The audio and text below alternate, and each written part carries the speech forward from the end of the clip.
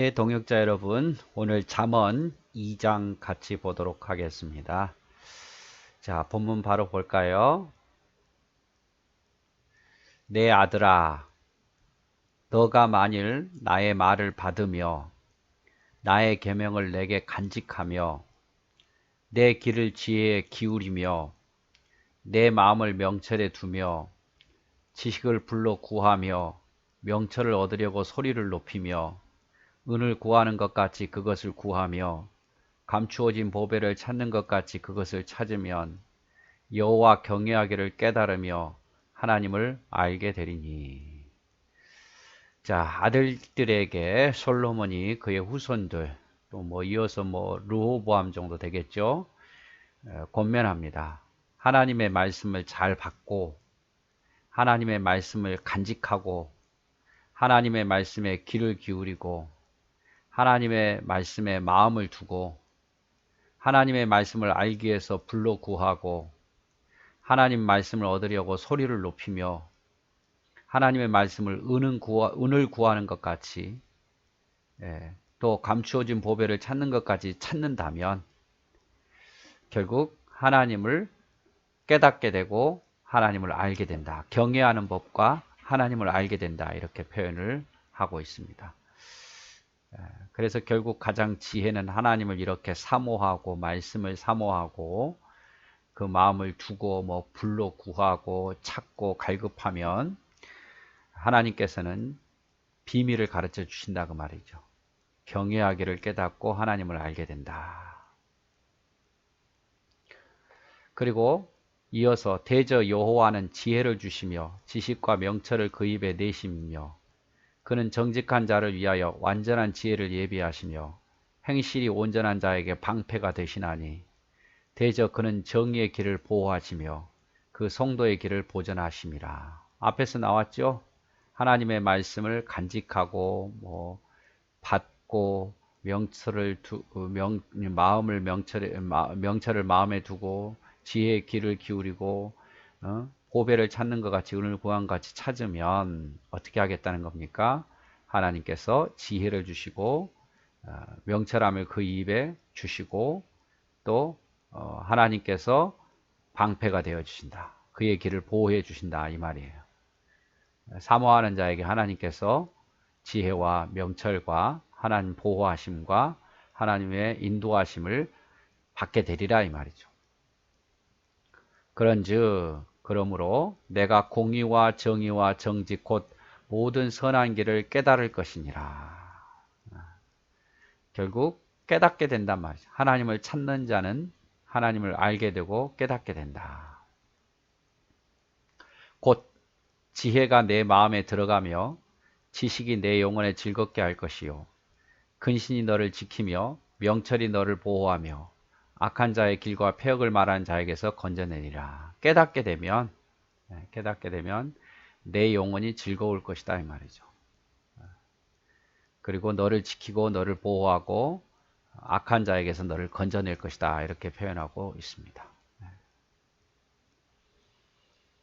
대신에 반대죠. 이제 이 무리는 정직한 길을 떠나 어두운 길로 행하며, 이 무리는 뭐냐면 악한 자예요. 하나님의 말씀을 사모하지도 않고 지키지도 않고 따르지도 않는 자들은 정직한 길을 떠나서 어두운 길로 행하게 될 것이다. 오히려 악을 행하기를 기뻐하며 악인의 패역을 즐거워하며 그 길은 구부러지고 그 행위는 패역하게 될 것이다 이 말이죠. 악인의 결과는 정직한 길을 떠나서 어두운 길로 가고 악을 행하기를 좋아하고 패역을 즐거워하더라. 그리고 그 길은 헛된 길로 갈 것이고 행위는 패역하게 되리라.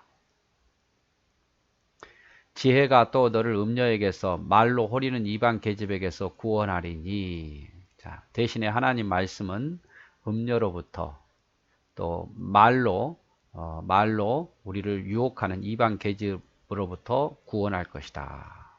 지혜는 그리고 쭉 또 보면 지혜가 너를 선한 자의 길로 인도하게 하며 의인의 길을 지키게 하리라. 하나님 말씀이 나를 선한 길로 인도하고 의인의 길로 지키도록 가도록 만들어 준단 말이에요. 지혜가.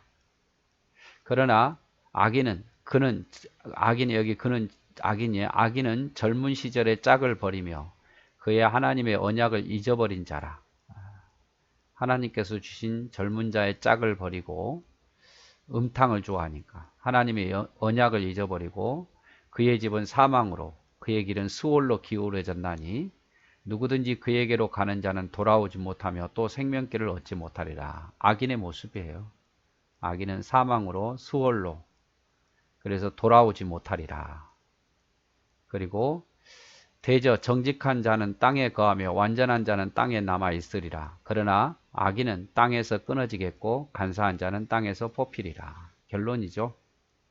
정직한 자는 땅에 거하고 땅에 남아 있지만 악인은 땅에서 끊어지게 되리라. 뽑혀지게 되리라. 심판을 받게 되리라 이 말이죠.